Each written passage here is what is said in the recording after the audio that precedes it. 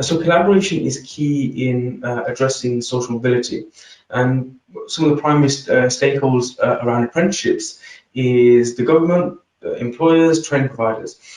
What are some of the practical ways in which they can work together on the role of apprenticeships, the role apprenticeships can play in addressing social mobility and diversity within business? Let's start with Jessica on that, then I'll go to Stephen.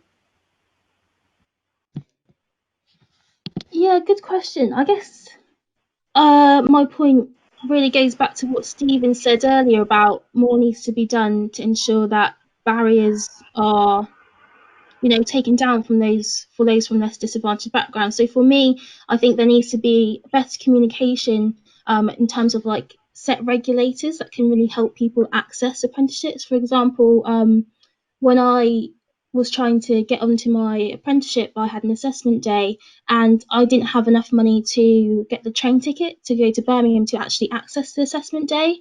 And it was quite embarrassing for me to have to ask my friend's mum for money. And a lot of people, that embarrassment would actually get in the way of them even attending the day, or they might not have a network of people that they could even get the money from. So that would have automatically been a huge barrier for people from those socioeconomic backgrounds to even attend an assessment day. So I think more needs to be done to ensure opportunity in different areas. A broader network needs to be created, and just regulations at the start to help people be able to access these opportunities.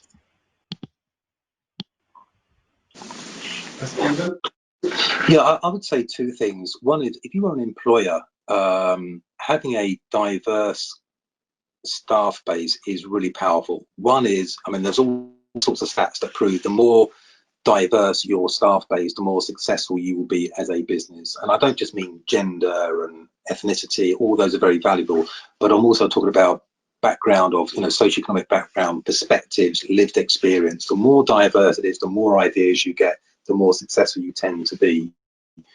Two is, if you're a business that is looking to ultimately sell a service or a product, you want to be attracting as many people as possible to buy your product.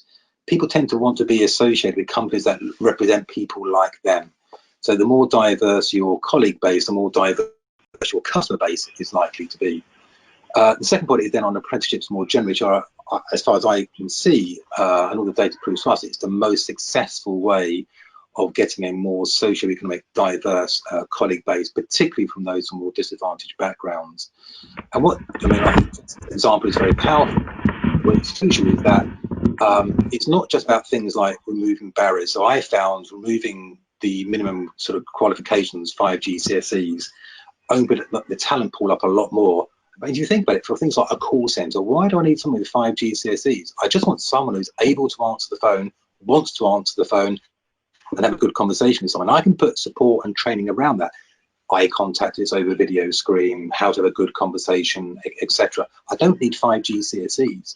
So take away those barriers, but some of those barriers are what we might not think about. Just as an example is a really good one around that, is making sure, actually, do you know how to get to an interview, for example? That's what it is. How are you going to get there? Do you have enough money to get there? And some of those questions are emotionally difficult. Not for the person, or it can be awkward for the person asking it, but it's really awkward for the person who's, like in Jess's situation, who is in that position. So making them feel good about it and encouraging them and motivating them and having people like them and role models, maybe speak to apprentices in your workforce already if you've got them, as to what they think could have been done better to attract more people. But this is not just a nice thing to do, it's an important thing to do. You want to have access to the biggest possible talent pool. Do not close elements of that down.